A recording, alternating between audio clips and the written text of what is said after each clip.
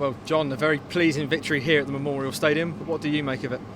Yeah, exactly that. Really delighted with that. Off the back of what we've had over the past 3 weeks, the 7 games, the run of Saturday, Tuesday, and that Sheffield Wednesday game sandwiched in between 4 away games: Bristol Rovers, Accrington, Cambridge, and Barnsley. That's a monumental effort physically from the boys, without a huge amount of change to the starting lineup as well. So they've managed to cope with that. So I think, when we take all of those factors into account, we can come away from today and be really pleased with ourselves. We said in the week how difficult of a place this is to come. Rovers stood firm in their 4-4-2 shape. How did you successfully manage to break that down, get that first goal, and then go on from there to more or less control the game? Yeah, I think that's a good point. In terms of their shape, we dealt with it very well early on, and we managed to we had an extra man in the middle of the park, and they probably. We prepared for both shapes that they played on Tuesday night against Wycombe, but still, when you're used to playing against one shape, and Bristol Rovers came out and they played with 2 very narrow wide men, which sometimes meant that we were outnumbered in the middle of the park as well. I thought we did it really well. We tried to play some really good football. We did. I think the first goal was probably, I think Matt Macey's pass out to Sean, everyone took a breath in, but you have to be brave on the ball and you have to sometimes take some risks, and it was a really brilliant goal off the back of that. Probably struggled slightly with their shape in the second half, but that was why we made that tweak, bringing Michael Jacobs on and just pushing up a bit higher to get a bit of pressure on the ball. I thought the more we went on in the game with their centre halves sort of dominating possession, I thought the worse it was going to become for us. So yeah, we decided to make that change, and then when we got the second, naturally I think we sort of sat back and we were slightly deeper.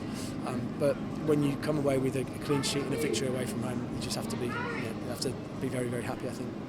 Colby Bishop, you must be running out of superlatives with him. Not only the 2 goals for him today, but a really strong performance at the top of the park. What did you make of his display? Yeah, he's been brilliant.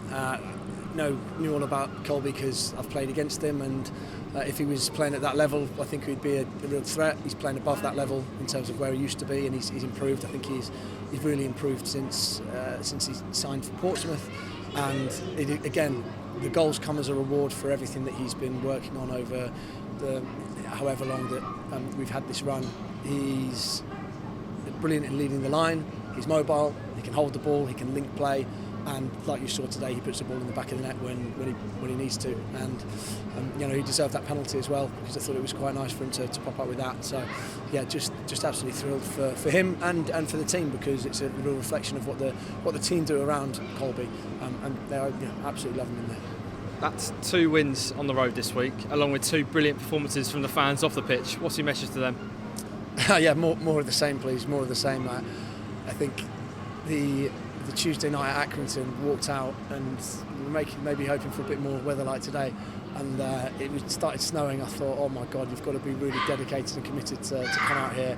I think they had the option to go under the covers and in the stands, and they didn't do it. And I thought, you know what, fair play. In the first half, standing behind the goal, it's like, honestly, at times it's like you're playing at home.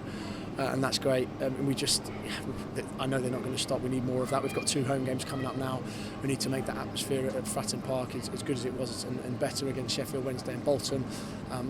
Again, probably like Colby Bishop, you run out of superlatives with the fans as well, because they've put up with a lot of travel over the past few weeks, and they've seen a couple of games where we haven't been at our best as well. So fair play to them, and long may it continue.